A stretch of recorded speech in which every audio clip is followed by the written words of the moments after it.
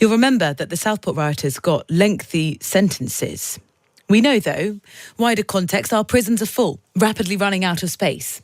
Ahead of the sentencing review later this year, the think tank Policy Exchange are recommending that the government must increase the number of prison places by 43,000. They reject the suggestion that we are addicted to punishment. Let's find out more. David Spencer is Head of Crime and Justice at the think tank Policy Exchange. Good morning, David. Morning, Rosie. Lay the context out for us about, we know this because the early release scheme was triggered a couple of times over the last 12 months or so, how overstretched our prisons are. Yeah, I think that the one area where everyone who works in prisons and sentencing policy is in agreement is that our prisons are in crisis. The fundamental situation in prisons, when you look at it, is that it's, for example, far too easy to get drugs into prison. There's been a near complete collapse of what's called purposeful activity, so training, skills development and work that prisoners can do. And the reality is that there are some prisons where it's the prisoners in control rather than the officers. So the crisis that we're seeing in our prisons is pretty significant. And at the root of that, or certainly a significant cause of it, is that we simply don't have sufficient capacity to accommodate everyone who should be in prison. And part of the reason for that is not to let the current government off the hook, but the previous government simply failed time and again to build enough prison capacity. The government are hoping to build more prisons, but that's happening in light of the sentencing review, where there has been a bit of a debate about whether we are sending the right people to prison. Do you think we've got that right? And is it that it should be fewer people going to prison for longer?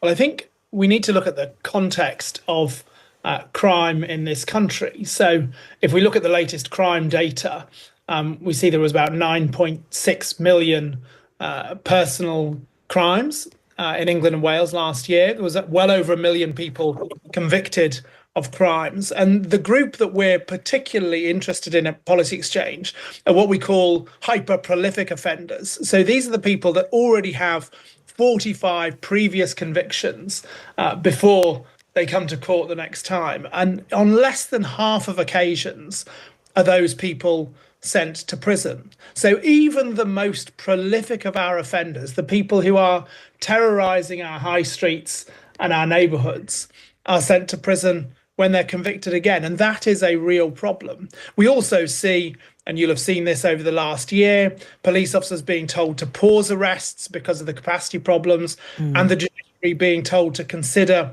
prison capacity limits when sentencing those convicted of criminal offences. So there is a real problem in terms of how criminals are being able to be dealt with because of the insufficient capacity within the prison system. The other problem, though, is there public demand for and the finances available to enact the proposals you suggest?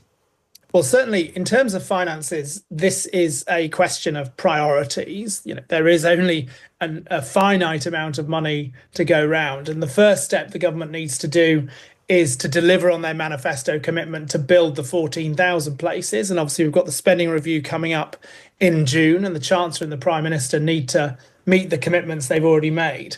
What we say is that the money needs to be found because we reported earlier this year that the cost of crime to the country is 250 billion a year. Now, the reality is that if we spend sufficient on prisons as we recommend, we can bring that 250 billion down significantly. So this is about investing in what's required to make sure that we can bring the cost of crime down for the country.